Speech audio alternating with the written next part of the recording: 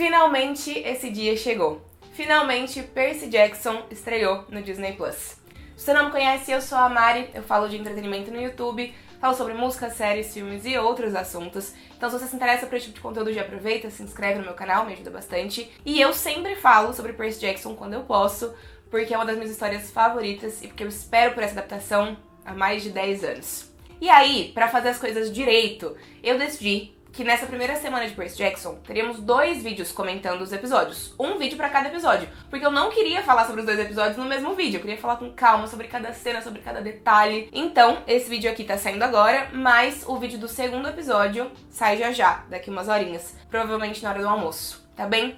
Enfim, acho que já ficou claro, mas nesse vídeo a gente vai conversar então sobre o primeiro episódio da primeira temporada de Percy Jackson.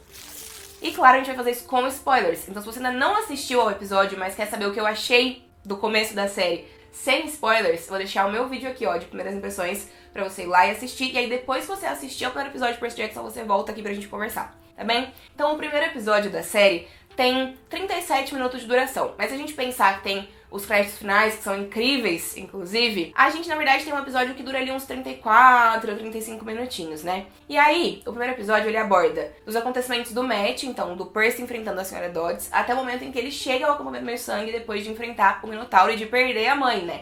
Então, é isso que acontece no primeiro episódio, é isso que o primeiro episódio aborda. E eu já falei pra vocês no meu vídeo de primeiras impressões que o primeiro episódio, ele não perde tempo. O primeiro episódio, ele mostra tudo o que precisa ser mostrado, sem coisas muito extras, então ele não foca em mostrar cenas que não precisam estar ali. O primeiro episódio, ele não enrola e ele mantém um ritmo super lá em cima, super alto, do começo ao fim. Não dá tempo de respirar, não dá tempo de tirar o olho da tela. O tempo todo a gente tem que prestar atenção, porque o episódio chama a gente, né? A história chama a gente e faz a gente estar o tempo todo ali presente. Eu acho sim que o episódio poderia se beneficiar de um pouquinho mais de tempo, de um pouquinho mais de calma, de algumas cenas sendo mostradas com um pouquinho mais de duração mesmo. Mas ainda assim, o primeiro episódio é um primeiro episódio bastante consistente, que mostra pra que vem, que explica o que precisa explicar, que também deixa ali no ar coisas que ainda vão aparecer e deixa a gente com algumas pulguinhas atrás da orelha pra saber pra onde essa história vai. Então é um ótimo primeiro episódio. A gente tem um começo que ele é perfeito, porque a gente tem o Percy narrando o mesmo texto da primeira página do primeiro livro de Percy Jackson. Olha, eu não queria ser um meio-sangue. Ser um meio-sangue é perigoso. E aí a gente tem algumas cenas que reúnem ali pra gente algumas informações necessárias pra ambientar a gente na história e nesse personagem. Inclusive tem um easter egg aí do futuro, que é o cavalo alado que a gente vê, o Pegasus, né? Que a gente vê voando quando o Percy tá em cima de um prédio da escola ali, bem pequenininho. É um cavalo alado preto, fazendo referência ao Blackjack, que é um personagem que aparece mais pra frente na história. Então a gente também tem aqui, nesse início de temporada, algumas pistas do que está por vir pra essa história no futuro, né? E a primeira sequência do episódio é uma boa sequência pra mostrar pra gente como os monstros sempre fizeram parte da vida do Percy. Pra mostrar pra gente como a vida dele sempre foi diferente da vida das pessoas normais. E isso fez ele sempre se sentir uma criança esquisita. E aí essa sequência também já mostra pra gente como a névoa funciona, né? Tem outros momentos da história que também explicam, já nesse primeiro episódio, mas essa sequência inicial, ela traz alguns conceitos e estabelece algumas regras de universo que eu acho que são muito necessárias quando a gente vai começar um universo. Tem várias séries de fantasia, ou filmes também, que a gente assiste e demora um pouco pra gente se ambientar com as regras de funcionamento básico daquele universo fantasioso que tá sendo apresentado. E eu acho que o Percy Jackson consegue já estabelecer algumas coisas no começo, na primeira sequência da história. Eu gostei muito da cena que mostra um monstro andando ali na rua, e aí depois, quando a gente olha de novo, é um caminhão de lixo, porque é assim que a névoa funciona, né? Ela transforma coisas fantásticas pros olhos humanos, ou pros olhos não atentos, em coisas normais, que se parecem, mas que não são exatamente aquilo, né? E aí, essa sequência inicial também mostra pra gente o momento em que a vida do Percy muda ao fazer um amigo, porque por ser uma criança esquisita, ele acabou sendo sempre bastante sozinho. Mas algo vira na vida dele, e esse algo é a presença do Grover, que é esse personagem super especial da história também, que vai acompanhar o Percy do começo ao fim da sua jornada. E mais uma referência aí do futuro da série é que o Grover, quando ele aparece, a gente vê a mãozinha dele colocando ali uma carta na frente do Percy. E aquilo ali é uma carta de um jogo chamado Mitomagia, que mostra, inclusive, o Minotauro de cueca, e a gente vai ver o Minotauro de cueca mais pro final do episódio também, então tem essa ligação. Mas esse jogo é um jogo de coisas da mitologia grega, e que vai aparecer, que aparece nos livros pelo menos, a partir do terceiro livro, né? Na verdade, no terceiro livro especificamente. Então, é outro easter egg, é outra dica do futuro de Percy Jackson. E aí, essa primeira sequência toda, ela é narrada pelo Percy. E o Percy, ele usa da narração, o episódio usa desse voice-over pra explicar algumas coisas e economizar um tempo. Então, não demora muito pra gente ir pros acontecimentos do match e nos 10 primeiros minutos de episódio, o Percy já derrotou a Senhora Dots, né? Então é muito rápido, tudo acontece muito rápido, mas de um jeito que sabe organizar bem o tempo, otimizar bem o seu tempo e criar um início de história bastante forte. Então a gente vê os acontecimentos do museu, do Metropolitan Museum of Art. Então o Percy tá indo com a sua escola, academiense, fazer uma visita de campo com o Sr. Brunner, que tá ali ensinando sobre mitologia grega, e também temos a Senhora Dodds, que até então parecia uma professora normal, né? E é muito legal porque a gente vê o Percy, então, ali na parte grega do museu. Tem também uma estátua, que é muito importante, que é a estátua de Perseus segurando a cabeça da Medusa. E é interessante porque, o nome do Percy foi inspirado no herói grego Perseus, e a Medusa também é um monstro que aparece, já inclusive, né? Vai aparecer muito em breve pra gente nessa história. E aí, nesse momento em que a gente vê o Percy nesse lugar ali, nessa parte grega do museu, a gente vê também um flashback dele com a sua mãe. É a primeira vez que a gente vê a Sally. E aí, assim, comentários gerais. O ator escalado pra fazer o Percy pequeno é perfeito porque ele parece muito o Walker Scobell, que é o ator que interpreta de fato o Percy, né? E 2, a Sally está perfeita também. Eu amei essa personagem, eu amei. Ela entrega uma doçura pra personagem e um amor materno pra personagem, que são as características principais que fazem da Sally quem a Sally é, né? E aí, nesse flashback, a gente já vê um pouco disso, porque é muito legal ver essa conversa que o Percy tem com a mãe sobre monstros, e a Sally faz o papel de a melhor mãe do mundo, explicando pro Percy que nem sempre quando uma pessoa se parece um monstro, ela de fato é um monstro, e nem sempre quando uma pessoa se parece um herói, essa pessoa de fato é um herói, porque essa é uma lição que o Percy realmente vai precisar pra jornada toda dele. E ele também entende por quê, já muito novo, né? Porque ele ganhou o nome Perseus, porque o Perseus da mitologia grega, né, ele é um herói que apesar das dificuldades e das aventuras, ele encontrou um final feliz. E é isso que a Sally, enquanto mãe, espera que o seu filho consiga ter também, apesar dela saber que ele vai ter uma vida difícil por ele ser um semideus. Mas nesse momento a gente ainda não sabe direito, ele não sabe direito, né, que ele é um semideus, porque a gente até sabe.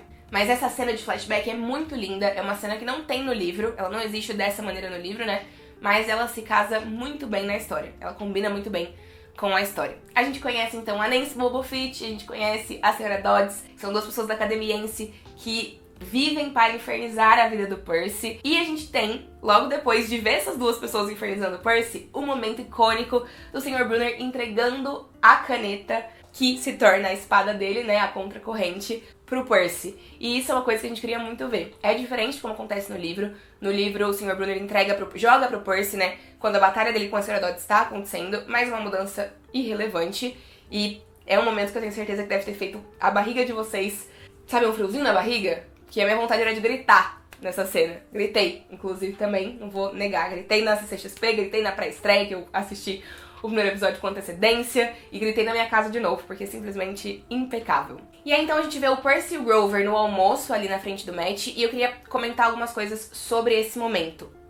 O Grover sugere pro Percy conversar com o Sr. Kane sobre a situação da Nancy não deixar ele em paz. Sr. Kane, será que é uma referência proposital às Crônicas dos Kane, que é uma outra trilogia de livros do Rick Riordan?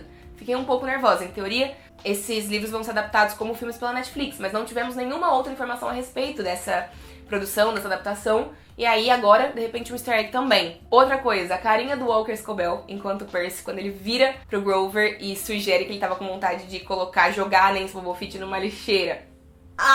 A carinha entregando o sarcasmo e a malícia, ainda que muito infantil, né, do Percy nesse momento. Esse ator é perfeito. Eu não vou cansar nunca de enaltecer a escolha do Walker Scobell como Percy Jackson, porque ele é a melhor coisa da série, na minha opinião. Pelo menos até agora, ele tá absolutamente incrível. Uma coisa que eu não gostei muito foi o efeito visual do Percy empurrando não, né, meio que empurrando com a mente a Nancy Bullfit pra dentro da fonte. Achei que ficou, não gostei muito de como isso foi mostrado visualmente falando, mas isso desencadeia um leque de acontecimentos que envolve o Percy enfrentando um monstro pela primeira vez, né? Então ele enfrenta a Senhora Dodds do lado de fora do museu e não do lado de dentro, como acontece no livro, mas é só uma mudança que também, como eu disse, não faz diferença.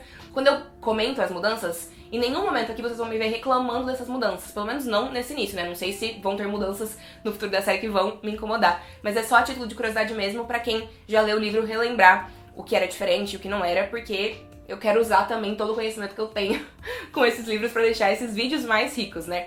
Enfim, então a gente vê ali o Percy derrotando a Senhora Dodds, mas as pessoas começam a agir como se a Senhora Dodds nunca tivesse existido. Isso é o efeito da névoa. A névoa faz as pessoas acreditarem que, na verdade, a professora que sempre deu aula pra eles não era a Senhora Dodds, era uma outra mulher. Era uma outra coisa que tava ali acontecendo, né? E não o que de fato aconteceu. Esse é o efeito tão forte que a névoa pode provocar. Mas o Sr. Brunner e o Grover sabem que a Senhora Dodds existiu. Eles estão nervosos porque o Percy se lembra, porque o efeito da névoa não afetou o Percy, ele continua lembrando. E aí isso deixa também ele em saia justa, né? Uma outra grande mudança que a gente vê nesse primeiro episódio, essa é uma mudança mais forte, mais significativa, é que tem toda a questão de, será que o Percy empurrou a Nancy ou não? Ela diz que sim, ele diz que não tocou nela, e eles vão parar na diretoria. E aí, isso não é uma coisa que acontece dessa maneira no livro, né? Mas a gente vê o Grover dedurando o Percy, o Grover traindo o Percy, o Grover dizendo pro diretor que na verdade ele viu o Percy empurrando a Nancy na fonte e que o Percy disse pra ele que queria se vingar da Nancy. Essa é uma mudança forte, mas que faz sentido porque também otimiza o tempo, né? No livro o Percy ele é expulso pelas notas, por não estar indo bem na escola, mas isso aqui otimiza a nossa situação e já coloca a gente, já coloca a história onde a história precisa estar. Então já coloca o Percy voltando pra casa, já coloca o Percy conversando com a mãe e, enfim, as coisas começam a se desenrolar a partir disso. E eu não sei se todos vocês repararam, mas o Rick Riordan, escritor dos livros de Percy Jackson, aparece nessa cena da diretoria. Ele tá do lado esquerdo da tela. A gente tem o diretor no meio, o Sr. Brunner de um lado, e do outro lado o Rick sentadinho, quietinho ali, só observando a situação. Ele tinha prometido um cameo pra gente, uma participação, né, uma aparição especial, e veio aí já no primeiro episódio. Bom, o Percy é expulso da Academiense e ele volta pra casa, e a gente vê que Manhattan tá bastante escura. A cidade de Nova York tá escura, tem uma tempestade ali a caminho, e isso já é um sinal do que a gente vai descobrir mais pra frente. Que Zeus, que é o rei dos céus não, né, ele é o deus dos céus, mas também o rei dos céus, dependendo do ponto de vista. Ele está muito irritado, muito zangado, muito realmente louco de si, porque o raio mestre dele foi roubado. Então isso se reflete no clima, isso se reflete nos céus. E aí então a gente conhece o Gabe, porque o Percy volta pra casa e dá de cara com o Gabe, o Gliano, que é o padrasto dele. E eu gostei muito da representação desse personagem no primeiro episódio, porque como eu falei no meu vídeo de primeiras impressões, quando eu li o livro, quando eu via as artes, eu achava meio forçado demais. Ele parecia um cara muito esquisito demais pra acreditar que a Sally ia querer alguma coisa com ele. A pobre da Sally vai ficar com um cara nojento desses. E aí assim, o Gabe da série, ele até é nojento, ele até é chato e sabe, ele ainda me causa ódio, mas na medida certa é pra me fazer acreditar que seria possível a Sally estar casada com um cara como ele. É uma versão incrível desse personagem, eu consigo acreditar. E eu quero muito ver ele em outros momentos da temporada, acho que pode ser muito legal. Uma coisa que eu achei nada a ver nesse episódio, foi o momento em que a Sally aparece, porque ela tá lá fora de casa tomando uma chuva, tudo bem, ela gosta de água, né, água é importante, a água aparece muito nesse primeiro episódio e eu sei que vai aparecer muito na série também, mas aí tá tocando Logical, da Olivia Rodrigo, tipo uma música muito aleatória, é a única música com letra que toca no episódio, nessa leva de primeiros episódios, né, e eu achei nada a ver, achei meio X, mas a Sally já se mostra a mãe do Percy, que a gente sempre quis conhecer no audiovisual e que é uma mãe incrível, né? Ela dá os docinhos azuis pro Percy, é o presente dele de boas-vindas. Eu gostaria que isso tivesse sido melhor explicado, porque no livro existe um contexto, né? Isso vem de uma discussão da Sally com o Gabe, porque ele dizia que não existiam doces azuis, e aí a partir desse momento a Sally sempre fez questão de comprar todos os doces azuis que ela via. E aí não tem essa explicação aqui, ela só dá o doce azul pro Percy, mas tudo bem, ela já interage ali muito bem com o Percy, já mostra o lado amoroso e maternal dela e também já enfrenta o Gabe, né? Então a gente vê ela enfrentando o Gabe ali, dizendo, olha, estou indo com meu filho pra Montauk e é isso que vai acontecer. Ou você colabora ou você não colabora com isso. Então ela tá ali peitando ele, batendo de frente, que é uma coisa que eu também acho que faz bastante sentido, pensando nessa dinâmica de personagens. Eu acho que a série optou por não fazer a mãe do Percy ser só a vítima nessa situação dela com o Gabe, ser alguém que só sofre, que só abaixa a cabeça. Ela tá ali nesse relacionamento, mas ela também tem uma voz, ela também se defende. Em seguida a gente tem uma cena que quando ela apareceu, nos teasers e trailers, não sei exatamente onde ela apareceu, eu achava que era uma cena do momento em que o Percy enfrenta o Minotauro no final desse episódio. Mas a gente descobriu que na verdade é uma cena do Percy num pesadelo. Então a gente vê o primeiro pesadelo do Percy. A gente descobre mais pra frente na série, né, que pesadelos são comuns para semideuses. E aí a gente vê o Percy sonhando ali com um dia chuvoso, água caindo nele, e ele vê alguém dizendo pra ele: quem é você? Uma criatura, né, que parece quase um dementador do Harry Potter. Quem é você? Tão fraco, tão assustado, tão triste. Corre, heróizinho, antes que você se machuque. É uma criatura dizendo isso pro Percy. E aí eu fiquei na dúvida. O que é isso? Será que é Cronos? Ou será que é Hades? Porque no primeiro livro, o Percy sonha bastante com Hades. Não sei, fiquei na dúvida. Fiquei um pouco confusa com essa cena. Me contem nos comentários o que é que vocês acham dessa cena especificamente. Mas então, Percy e Sally chegam em Montauk, no chalé de Montauk, e a gente tem dinâmicas incríveis deles aqui. O Percy se abre com a mãe, fica muito claro que ela é a pessoa em que ele confia, que os dois têm uma relação muito aberta, muito próxima, de muito amor. Eles estão ali numa conversa super vulnerável entre eles, e o Percy consegue se abrir e ser vulnerável. Essa cena me tirou lágrimas, tá? Chorei e não foi bonito. A gente tem o Percy dizendo pra mãe o quanto ele sente o estranho, o quanto o TDAH e a distração fazem parte da vida dele, o quanto isso deixa ele realmente com medo e o quanto isso faz com que ele se sinta preso muitas vezes, né? Então ele abre realmente o seu coração e fala sobre como isso tem piorado. E tem piorado por causa dos monstros. E aí a Sally entende que é o momento, ela precisa contar pro Percy quem ele é. Ela precisa contar que ele é um semideus, que ele é filho de um deus grego, porque a vida dele dali pra frente vai ficar só mais difícil. E eu simplesmente amei o momento dela dizendo pra ele: a gente sempre vem pra cá porque foi aqui que eu conheci o seu pai, já é também um indício, né, de quem o Percy é filho, mas ela tá ali realmente abrindo seu coração, porque eu me apaixonei por um cara muito incrível, tão incrível, que ele não poderia ser humano, ele era um deus. E aí o Percy quebra essa cena no estilo mais Percy Jackson possível e diz: você se apaixonou por Deus? Tipo, Jesus? Eu ri tanto nessa cena. É isso, são esses pequenos momentos que fazem o Percy ser quem ele é enquanto personagem. Ele é vulnerável, ele tem muitas qualidades, ele é leal, ele é, enfim, uma pessoa forte, mas ele também é engraçado, ele também é sarcástico, debochado e tem um senso de humor, então essas coisas todas se combinam e já se combinam muito bem. Mas a Sally então conta pro Percy sobre deuses gregos e heróis e monstros e semideuses, e o Percy tá com dificuldade de aceitar aquilo. E o Walker Scobell entrega tanto nessa cena, mas tanto, os dois, né, tanto a Virginia quanto o Walker, como Sally e Percy, eles estão ali entregando o melhor de si, ela tentando fazer o filho acreditar, o filho bravo porque acha que a mãe tá brincando com ele no momento difícil, no momento em que ele tá se abrindo com ela, as atuações incríveis. E aí o Grover aparece. O Grover aparece com as suas pernas de bode, de sátiro, e aí o Percy precisa começar a acreditar, né? A cena, inclusive, do Percy vendo as pernas, as patas, não sei nem como chamar direito agora, fiquei nervosa. Enfim, vendo as pernas do Grover é muito, muito boa, muito, muito boa. O Grover diz pra série que eles não podem perder mais tempo, que eles precisam ir agora, abrir caminho agora, porque as coisas têm piorado, porque os monstros estão perseguindo o Percy. E é isso que acontece quando um semideus começa a tomar consciência de que ele é um semideus, né?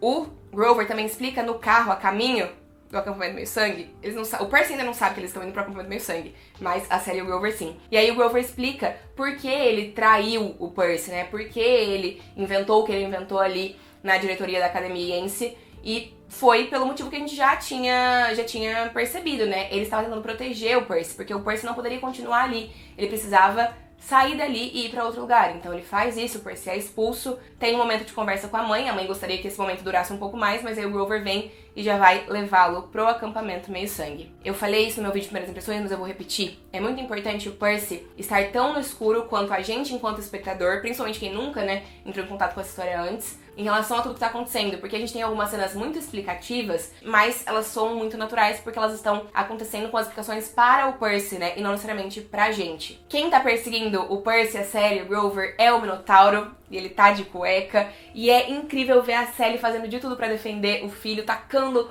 o carro pra onde ela tem que tacar, e óbvio, a gente lembra do Gabe dizendo que não era pra destruir o carro, e o carro simplesmente acabado, mas é muito legal ver a Sally realmente se tornando uma heroína e uma fera pra defender o filho dela, e ela tá disposta a fazer o que for preciso, né? O Grover, inclusive, ele diz nesse momento, nessa cena toda, que ele tem 24 anos. No livro ele tem 28, pelas minhas lembranças, de acordo com o que eu pesquisei certinho também pra confirmar a informação. Ele tem 28, então uma mudança pequena aí, mas sátiros envelhecem mais devagar, mais rápido.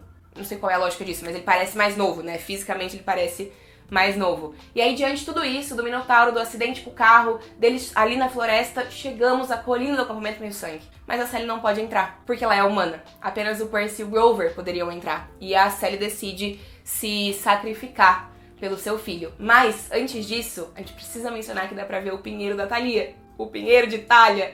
Ali, ó, na colina Meio-Sangue. Tô muito animada pra isso aparecer na série também. Meu Deus. Mas enfim, temos uma cena muito emocionante da Sally se sacrificando pelo Percy pra ele poder chegar em segurança no acampamento, né? É muito emocionante. Os dois grandes momentos da Sally e do Percy me arrancaram lágrimas nesse primeiro episódio. E ela pedindo pro Grover jurar que vai proteger o filho dela. E ela virando pro Percy dizendo: você precisa ser forte, você precisa ser corajoso.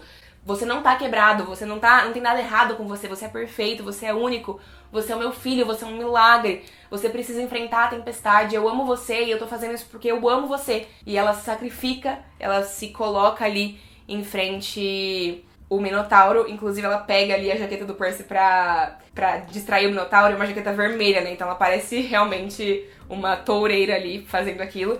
Mas o Percy precisa então começar a crescer, porque ele enxerga a mãe dele sendo derrotada pelo Minotauro, né? Na verdade, ele enxerga a mãe dele virando pó. Ela vira literalmente pó. Só que é óbvio que isso faz a gente pensar que nobody, no crime. Se não tem mais corpo, é porque o crime não aconteceu.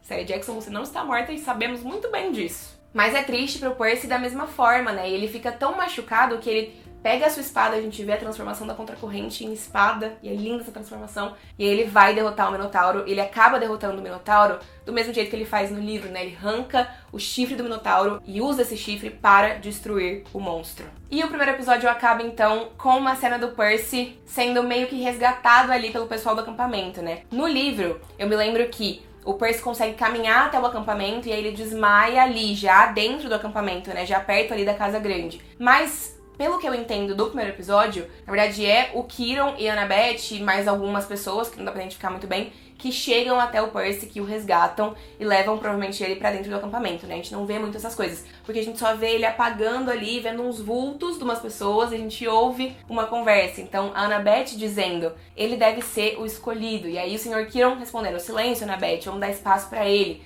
Bem-vindo ao acampamento Meio-Sangue, Percy Jackson. Estivemos esperando você. We've been expecting you. Isso tem tanta força, eu amei esse final. Só me deixou com ainda mais vontade de ver a Annabeth em cena, de ver o acampamento, de ver essas coisas. E isso tudo acontece no segundo episódio. E aí a gente vai ter um vídeo pra comentar com detalhes o segundo episódio, que, como eu disse pra vocês lá no começo, sai daqui a pouco. Assim que eu conseguir desenrolar esse vídeo pra vocês, ele sai, porque eu quero comentar com calma, eu não quero fazer vídeo correndo sobre Percy Jackson. Eu espero que vocês tenham gostado desse primeiro vídeo, me contem as impressões de vocês em relação ao primeiro episódio nos comentários, pra gente poder continuar conversando. Tá bem? Obrigada, um beijo e até já. Não vou nem dar tchau, porque a gente se vê daqui a pouco.